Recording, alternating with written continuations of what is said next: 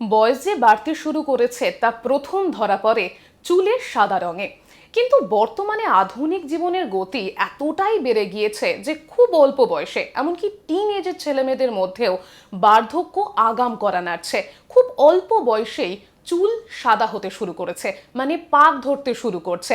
তবে আগে যেই সমস্যা ছিল না এমনটা কিন্তু নয়। তবে বর্তমানে এই সমস্যায় ভুগছেন বেশি সংখ্যক মানুষ। কেন বাড়ছে এই সমস্যা? শুধুই কি লাইফস্টাইল, নাকি আরো অন্যান্য অনেক কারণ রয়েছে? এবং একই সাথে সমাধান কি রয়েছে? কিভাবে নিজের চুলকে পাক ধরা থেকে বাঁচাতে পারেন? কোনো সলিউশন কি আদেও রয়েছে? সেই সবটা নিয়ে কথা বলবো। এই মুহূর্তে আমার সঙ্গে উপস্থিত রয়েছেন consultant dermatologist doctor Shreya Poddar. নিউজের পর্দায় স্বাগত আপনাকে। আমি আজকে চুল খুব অল্প বয়সে পাক ধরার বিষয়টা নিয়ে যেহেতু কথা বলবো, তবে বিষয়তে মানে আসল বিষয় ঢোকার আগে যে বিষয়টা জানার দরকার রয়েছে, যে আসলে চুল গ্রে হতে মানে সাদা কেন হতে শুরু করে, কারণ কি সেটা যদি বলেন।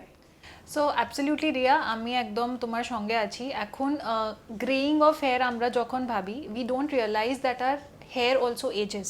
যেমন আমাদের স্কিন এজিং হয়, that is more talked about, hair ageing is not so commonly talked about. কিন্তু যতটা বয়স যায় আমাদের হেয়ারের চেঞ্জেস হয়, হেয়ার শাফট যা হেয়ার লেন্থ হয় সেটাতেও চেঞ্জেস হয়, আর হেয়ার ফলিকল যেখান থেকে আমাদের চুলটা গজায় সেখানেও চেঞ্জেস হয়। তো যখন আমি হেয়ার ফলিকলের ক্ষেত্রে বলবো, ফলিকলের নাম্বারগুলো কমে যায়। আপনি দেখবেন যতটা চুল আপনার 20 ইয়ার্সে ছিল অতটা চুলের ডেন্সিটি 40-50 ইয়ার্সে হয় না, ন্যাচারালি ওটা কমতে থাকে। So that is because of ageing. একটা এজিং প্রসেস হেয়ারেও হয়, সেতে চুলটা কমে যায়। সেকেন্ড হচ্ছে আমাদের যা পিগমেন্ট প্রোডাকশন হয়, যে কালার হয় চুলে, তো যা সেলসগুলো পিগমেন্ট বানায় সেটাও ডিজেনারেট করতে থাকে, তাদের নাম্বারও কমতে থাকে। That is why as we age এই গ্রেইং অফ হেয়ার স্টার্ট হয়। But it usually appears in your late 30s 40s, তার আগে ইউজুয়ালি গ্রেইং ইনশিওর স্টার্ট হয় না। এই জায়গাতেই যে সমস্যাটা এখন বর্তমানে দেখা যাচ্ছে, যে অনেকেই কিন্তু এই খুব অল্প বয়সে পাকা চুল হওয়ার একটা সমস্যায় ভুগছে। আপনি কি মানে এটা দেখছেন, মানে আপনাদের কাছে যেহেতু অনেক পেশেন্ট আসে, আপনাদের মানে সমীক্ষা কি বলছে, এই সংখ্যাটা কি সত্যি বেড়েছে? একদমই বেড়েছে। আমি তো লাস্ট 7 ইয়ার্স ধরে প্র্যাকটিসে আছি, যতটা আমি দেখতাম আগে এখন অনেক নাম্বারটা বেড়ে গেছে। Teenagers, even less than teenage years, 7-8 years of age বাচ্চাদের চুলটা পেকে যাচ্ছে, and the number is gradually increasing, and it is because of a lot of factors. অনেক কারণ আছে যে দিয়ে হচ্ছে। কিন্তু তার আগে আমি বলবো প্রিম্যাচিওর গ্রেইংটা আমরা কাকে বলি, সেটা দরকার। এক্স্যাক্টলি, কখন আমরা ভাববো কি হ্যাঁ আমার হেয়ারটা একটু তাড়াতাড়ি গ্রে হচ্ছে, তো আমাদের ইন্ডিয়ান হেয়ারে ইউজুয়ালি 25 to 30 ইয়ার্সের আগে যদি চুলটা গ্রে হয়ে যায় আমরা বলি প্রিম্যাচিওর গ্রেইং। নর্মাল এজিংটা স্টার্ট হয় লেট 30s-এ। তার আগে যদি 30 ইয়ার্স অফ এজে আমরা নোটিস করি কি হ্যাঁ চুলটা অনেকভাবে পাকতে শুরু করেছে, then we need to have a bit of concern, then we are dealing with premature graying.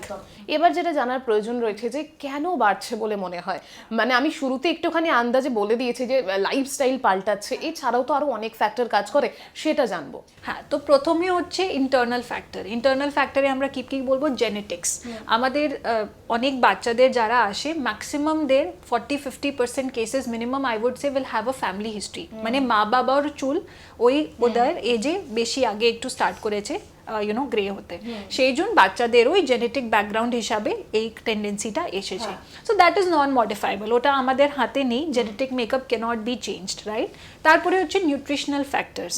আমাদের বডিতে যদি ভাইটামিনস অ্যান্ড মিনারেলসের ডেফিসিয়েন্সি থাকে সেই জন্য চুলটা বেশি পাকতে স্টার্ট হয়ে যায়। তো বেশিভাবে vitamin B12, thyroid hormones also contribute, so hormonal ফ্যাক্টরসও থাকে। তারপরে selenium, copper, zinc, minerals. So এইসব যদি ডায়েটে ঠিকঠাক ইনটেক না হয়, ইন্টারনাল ডেফিসিয়েন্সিসের জন্য চুলটা বেশিভাবে পাকে। তারপরে আসবো এক্সটার্নাল ফ্যাক্টরস, এনভায়রনমেন্টাল ফ্যাক্টরস। এখন দেখুন লাইফে স্ট্রেস অনেকটা চলে এসছে, even teenagers are dealing with a lot of stress, আগের এরকম ছিল না, right? So stress, smoking is another factor. So stress, smoking, lifestyle, এখন সবাই বাইরে বেরোচ্ছে কাজের জন্য। So environmental factors, pollution, UV exposure, sun rays, all of this is going to trigger the hair ageing as well. এটা কি করবে, ফ্রি র্যাডিক্যালসগুলো জেনারেট করবে ইন্টারনালি, অক্সিডেটিভ স্ট্রেস হবে, সেটা আমাদের চুলের কালারটা প্রোডাকশনটা ঠিকঠাক হবে না, সেই জন্য গ্রেইংটা চলে আসবে। So it is a combination of internal factors, genetic background plus external factors, যেমন smoking, stress, lifestyle, bad eating habits, environmental pollution, stress, all of it is going to trigger. একদম। এই সাদা চুলের প্রসঙ্গে যেহেতু কথা হচ্ছে, মানে চুলে পাক ধরা নিয়ে আমাদের মধ্যে কিন্তু অনেক রকম মিথ বলা যেতে পারে বা কোনো খুব ভ্রান্ত ধারণাও আছে। যেমন একটা আমি উল্লেখ করতে চাই, যেটা হচ্ছে যেহেতু অল্প বয়সীদের মধ্যে যে চুলটা পাকতে শুরু করে, আমরা যেহেতু সবাই নিজেদেরকে একটু পারফেক্ট বা একটু সুন্দর রাখার চেষ্টা করি, তখন ওই যে আমাদের যে জায়গাটা রয়েছে, খামতির জায়গাটা, সেটাকে ঢাকার চেষ্টা করি। আর সেই ঢাকার প্রসঙ্গেই আসছে প্রথমেই, যেটা হচ্ছে কালার করা। এই কালারিং এর ক্ষেত্রে কি আদেও চুল পাকা, মানে যে পাকতে শুরু করছে, সেটার টেন্ডেন্সি আরো বেড়ে যায়? আসলে মানে বিষয়টা কি যদি? সো উই অল ফিল কি যখন আমরা চুলটাকে কালার করি আমাদের বেশি চুলের হোয়াইট আর হতে স্টার্ট করে যায়, উইচ ইজ নট ট্রু। মানে যদি আপনি হেয়ারকে ব্লিচ করে একদম লাইট কালার করবেন, then it can lead to more white hair. But if you dye your hair a shade closer to your hair বা exactly which is what you are having, then it will not trigger white hair. এটা একটা myth. আমরা ভুল ভাবি কি হ্যাঁ আমরা hair colour করলে আর চুলটা পাকা হবে বেশি ভাবে। It is not true unless you bleach your hair and then dye your hair. If you use a colour that is natural close to your hair shade, then it is not going to trigger more greying. একদমই। এখন যেহেতু বাজার চলতি নানা রকম product পাওয়া যায়, তাই জন্য আমাদের কিন্তু মানে ওই যে ভুল পথে চালিত হওয়ার একটা প্রবণতাটাও সবসময় বেশি। এবং আমরা মধ্যবিত্ত সমাজে বলি বা মধ্যবিত্ত দেশে আমরা সব কম খরচের জিনিসটা সবসময় অ্যাফোর্ড করার চেষ্টা করি। তো সেই জায়গাতেই যখন আমি কালার করবো, যেহেতু জিনিসটা কোনো ক্ষতি নেই, এক্ষুনি আপনি ক্লিয়ার করলেন, কিন্তু কোন ইনগ্রেডিয়েন্টসগুলো আমার প্রোডাক্টে রয়েছে বা যেটা বেসিক একটু দেখে নেওয়া, সেটার ক্ষেত্রে কি পরামর্শ? দেখুন, হেয়ার কালার মার্কেটে অনেক রকমের আছে, and the cheaper ones are usually filled with PPD, which is an allergic irritant compound. ওটা কি করে, কন্ট্যাক্ট ডার্মাটাইটিস, অনেক সময় চুল রং করার পর আমাদের কাছে পেশেন্ট আসে যাদের রেডনেস হয়, ইরিটেশন হয়, ইচিং হয়, it generates, triggers a reaction.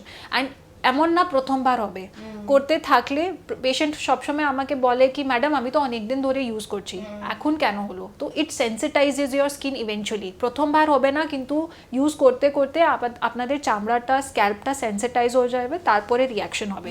So dice যখন আপনি করবেন, PPD free dyes, ammonia free dyes, which is available in pharmacies, আমরাও পেশেন্টদেরকে প্রেসক্রাইব করি, ওই রকম ডাই চুজ করাটা উচিত। বা you can opt for natural colors like henna, but then of course they don't last as long as the chemical ones. Also যখন আপনি চুলটাকে কালার করবেন, always try to avoid the scalp. যখন স্ক্যাল্পে আপনি লাগাবেন, it is going to damage the hair follicles. সবসময় hair লেন্থেই লাগাবেন, একটু ডিস্টেন্স দিয়ে লাগালে খুব ভালো। your scalp should be free of the chemical that you're putting on your hair length. So এই সব basic tips follow করলে you will not end up damaging your hair as much as if you use normal cheaper dyes that are available in the market. একদম। যেহেতু myth নিয়ে কথা হচ্ছে, তেমনই আর একটা মিথ হচ্ছে যে আমরা দেখেছি, বাড়িতেও দেখেছি যে যাদের একটু পাক ধরতে শুরু করে বলে একটু পাকা চুলটা তুলে দে। ওই একই কথা, যে খামতিটাকে এড়ানোর জন্য, মানে অ্যাভয়েড করার জন্য। তো সেই জায়গাতে আরও একটা ধারণা যেটা রয়েছে, না অনেকে আবার বলে থাকে যে চুলটা তুলিস না, বাড়তে শুরু করে দেবে, মানে আরও টেন্ডেন্সি বাড়বে। এটাও কি আদৌ সত্যি? না, it is again a myth. Plucking of white hair will not trigger more white hair. আপনার যখন প্লাক করছেন, you're plucking it from the root. It has nothing to do with pigment production.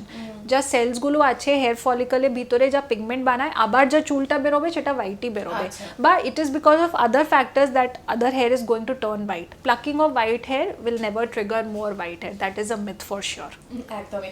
এবার শুরুতেই আমি উল্লেখ করছিলাম যে সলিউশন কি রয়েছে, মানে আদৌ কি এই জায়গা থেকে নিজেকে বের করার বা আন্ডার কন্ট্রোলে রাখার কোনো উপায় রয়েছে? এবার সেটা জানবো। কোনো রকম ক্লিনিক্যাল ট্রিটমেন্ট বা নিজেকে একটুখানি কন্ট্রোল করে কোনোভাবে কি এই যে টেন্ডেন্সি খুব তাড়াতাড়ি গ্রে হেয়ার হবার, সেটা কমানো সম্ভব কি? হ্যাঁ, দেখুন, যখন আমাদের কাছে পেশেন্ট আসে, আমরা একটা জেনেটিক ব্যাকগ্রাউন্ডের হিস্ট্রি নিই। যদি খুব স্ট্রং জেনেটিক ব্যাকগ্রাউন্ড থাকে, মা বাবারা বলে কি হ্যাঁ আমারও এরকম হয়েছিল, তখন তো there is little room for treatment. কারণ কি, ইট is because of genetic factors which are non modifiable. কিন্তু নিউট্রিশনাল ডেফিসিয়েন্সিজই এখন যাদের আমাদের লাইফস্টাইল আছে, খুবই মানে ফাস্ট পেসড লাইফস্টাইল, ঠিকভাবে খাওয়া দাওয়া হচ্ছে না, ভাইটামিন মিনারেল ডেফিসিয়েন্সি অনেকজনেরই থাকে। So we do a routine workup of basic vitamin vitamin B, folate levels, ferritin levels, iron levels যদি ডেফিসিয়েন্সি থাকে আমরা সাপ্লিমেন্ট দিই, অ্যান্ড ওটা করলে অনেকটাই রিকভারিটা বেটার হয়, বা অ্যাটলিস্ট যেখানে যেই স্টেজে আছে সেটাকে একটু হল্ট করা যায়। অ্যান্ড যা হেয়ারটা অলরেডি গ্রে হয়ে গেছে, that cannot be turn black, that you have to conceal either with hair colours, use milder dyes that are PPD ammonia free. Our second কথা হচ্ছে lifestyle factors, which I think is very important. Smoking, alcohol, diet, sleep, stress levels all have to be managed. এটা যদি আপনি manage করে নেবেন, this is in your control, this is in your hand. যদি আপনি এটা ম্যানেজ করবেন, then you have pretty much done everything that you can do for yourself. তারপরেও যদি জেনেটিক ব্যাকগ্রাউন্ড থাকে, there is nothing much you can do, you have to conceal it with hair dyes.